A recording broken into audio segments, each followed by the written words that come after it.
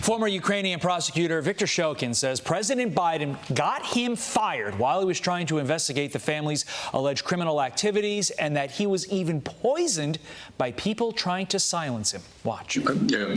I have no doubt that there were illegal activities engaged in by Burisma. Zlochevsky, who at the time held the post of minister and was the founder and CEO of Burisma, started bringing in people who could provide protection for him. Hunter Biden was among them, and the corruption network expanded as a result. There's no doubt in my mind that Burisma was engaged in illegal activities. I have long been concerned about my personal safety and security. I've already died technically twice, as I was poisoned with mercury.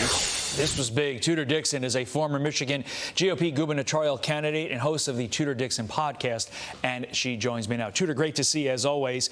Combine Shokin's statements that we heard throughout Brian Kilmeade's interview with him with the documents from the Obama administration themselves that state unequivocally they thought, Barack Obama and his team thought Viktor Shokin was doing a great job rooting out corruption. And don't you have all the proof that you need that Joe Biden altered American foreign policy because he and his family were getting paid?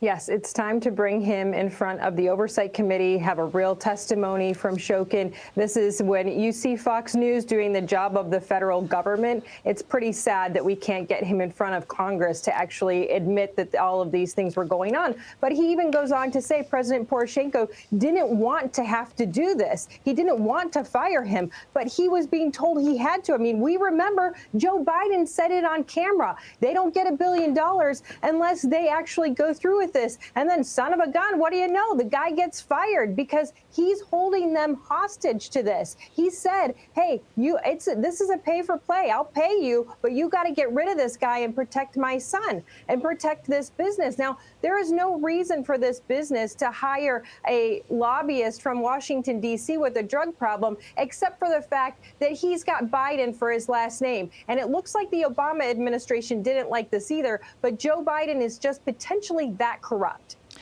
How much longer, this is a rhetorical question, can Democrats continue to bury their head in the sand? I understand we live in political times and Democrats or Republicans disagree that today is Monday, but how much longer can they bury their head in the sand on this with the evidence laid out so specifically? From that scandal to a scandal manufactured, if you will, Biden staffers reportedly met with special counsel Jack Smith's aides before Donald Trump was indicted in the classified documents case. According to an exclusive report from the New York Post, quote, Jay Bratt, who joined the special counsel team in November 2022, shortly after it was formed, took a meeting in the White House on March 31, 2023, with Caroline Saba, Deputy Chief of Staff for the White House Counsel Office. White House visitor logs show this. 9 weeks later, Trump was indicted by Smith's office. Spokesman for the special counsel said Bratt was at the White House for a, quote, case-related interview, but declined to comment further. Tudor, in light of this revelation, do you have any doubt that the cases against Trump are politically motivated and it's all part of a coordinated effort by the Biden administration to take down their #1 political opponent?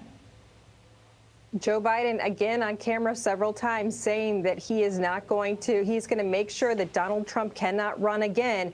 This gentleman not only met after he was appointed to the special counsel's team, he actually met with White House counsel twice before. So was he meeting with them and then appointed to the team because he knew what the White House wanted them to do?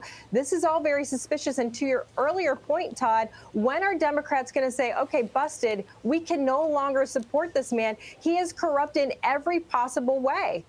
You really do wonder what it's going to take to drive them over the line.